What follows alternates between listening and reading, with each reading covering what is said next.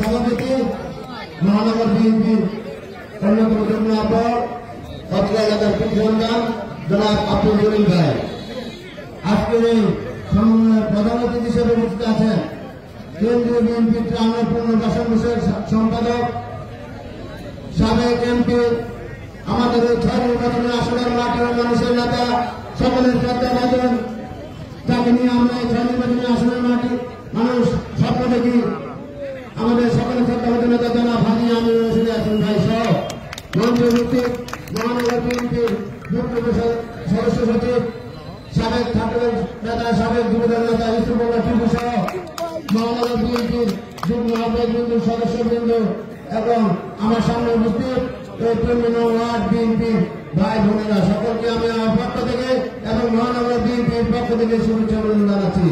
প্রিয় উপস্থিতি, আজকে আপনারা ইতিমধ্যে প্রমাণ করেছেন যে 3 নং ওয়ার্ডের মাটি বিএনপির ঘাঁটি।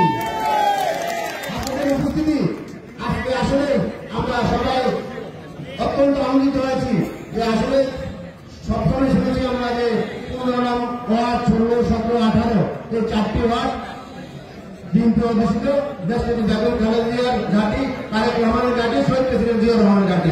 আজকে আমরা সত্যি আবার প্রমাণ পেয়েছি যে আপনারা এখনো এই 2025 সাল পর্যন্ত এখনো আমরা যে কথা 80 সন থেকে শুনে এসেছি আজকে সে কথা আমরা নতুন করে প্রমাণ পেয়েছি।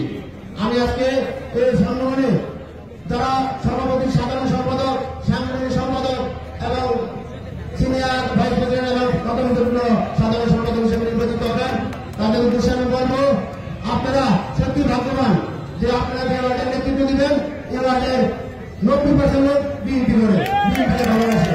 সেজন্য আমি আপনাদের উদ্দেশ্যে বলবো আমাদের মধ্যে তারেক রহমান ইতিমধ্যে ওনার বক্তব্যের মাধ্যমে স্পষ্ট করেছে যে মানুষকে ভয় দেখিয়ে নয়, মানুষকে ভালোবেসে মানুষের মন জয় করার জন্য। এবং আমাদের নেতা বলেছে যে মিছিলের সর্বশেষ যে কর্মীটা ছিল তার একটু রাজনৈতিক পরিচয় করে দিবেন।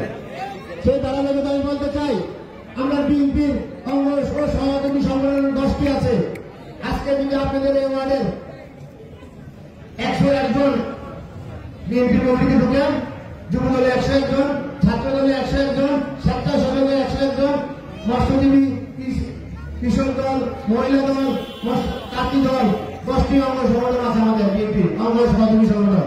টোটাল 100 জন করে হলে 1000 লোক আপনারা সবাই দলের রাজনৈতিক পরিচয় পাবেন। তাহলে তো আমার তো মনে হয় যায় যে কোনো কেউ গ্যাপ থাকবে। কারণ আমাদের যে মিছিল মিটিং যারা করেছেন আমি বলবো আমাদের যে নেতা নির্বাচন করবো আমরা সবচেয়ে বেশি আমরা প্রায়োরিটি দেবো তারা ত্যাগী, নির্যাতিত, নিবেদিত এবং সৎকর্মী তাদেরকে আমরা প্রথম আগস্টের আগে যাদের ভূমিকা ছিল, যাদের ত্যাগ ছিল, আন্দোলন সংগ্রামে যারা রাজপথে ছিল, সামনে কাতার ছিল তাদেরকে আমরা প্রথম প্রায়োরিটি দেব। 5 আগস্টের পরে যারা আসছেন তারও থাকবেন, কিন্তু 5 আগস্টের আগে যারা ভূমিকা রাখছে তাদের পরে থাকবেন ভাই। এটা আমাদের আমাদের সিদ্ধান্ত। পাশাপাশি যাদের দলের ভাবমূর্তি উজ্জ্বল আছে, যাদের নিজের ব্যক্তিগত ধর্ম আছে তাদেরকে আমরা সরাসরি দলের গুরুত্বপূর্ণ পোস্ট দেওয়ার জন্য আমরা চেষ্টা করবো। কিন্তু 5 আগস্টের পরবর্তীতে যদি কেউ বিতর্কে জড়াই থাকেন, নিজের সুনাম ধন্য করেন, তাহলে আপনাদেরকে ভাই অপেক্ষা করতে হবে আবার আপনাদের ইমেজ সঠিক করার জন্য আমরা সুযোগ দেবো। কিন্তু কোনো অবস্থাতে কোন বিতর্কিত লোককে আমরা দলে জানাই দিবেন না। পাশাপাশি আমাদের প্রশ্ন এই প্রতিত হাসিনার যে পেটের টান আছে তাদের অর্থতা, তাদের মান্যতা, শারীরিক মানসিকভাবে যারা বিভিন্ন মামলা হামলা দিয়ে আমাদের নেতা কর্মীকে নির্যাতিত করেছে এমন কাউকে কোনো সদস্য পেতে পারবেন আমাদের কাছে আমার অনুরোধ। কারণ এই 5 আগস্টের যে অভ্যুত্থান সেই অভ্যুত্থানে হাজার হাজার ছাত্র জনতা রক্ত দিয়েছে, জীবন দিয়েছে। এই শহীদদের রক্তের সাথে আপনারা বেমানি করবেন না, কোনো অবস্থাতে কোনো আওয়ামী লীগের পেটের টাকে ধরে রাখবেন না। 5 আগস্টের আগে শহীদ জিয়ার আদর্শ সৈনিকেরা রাজপথে ছিল এবং ভবিষ্যতে থাকবে। তাই যারা দলে নিবেদিত করবে তাদের থেকে দলের নেতা নির্বাচিত করবেন। কোন অবস্থাতে নিজের দল জারি করার জন্য, নিজেকে জাহির করার জন্য কোন আওয়ামী লীগের কাউকে আপনারা দলে সম্পৃক্ত করবেন না। পাশাপাশি আমরা বলতে চাই যে আপনারা আমরা যে কমিটি দিব আপনাদের সহায়তা চাই।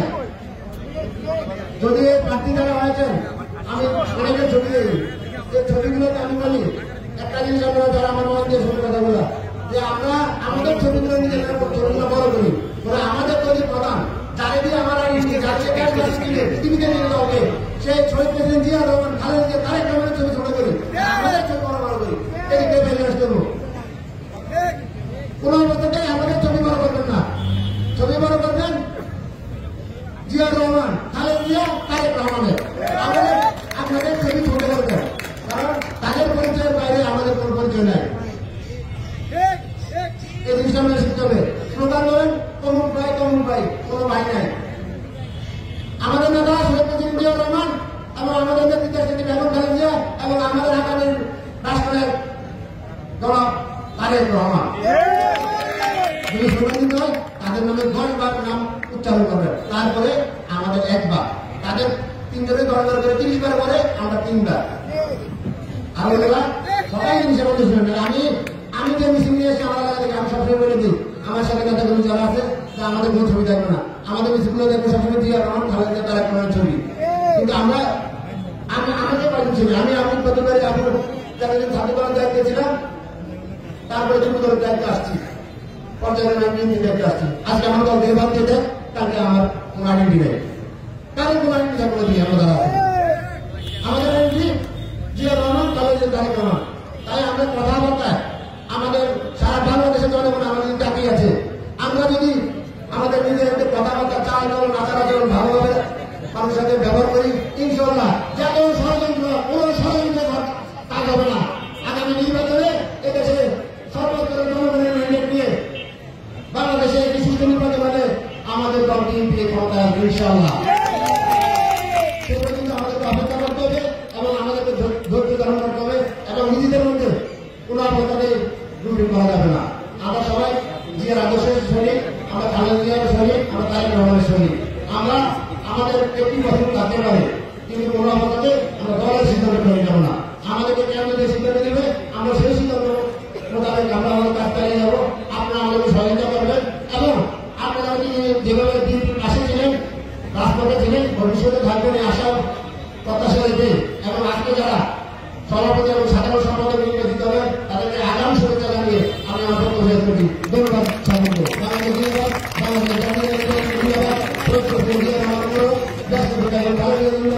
আগামী রাষ্ট্রনায়ক দেশ নায়ক তারেক রহমান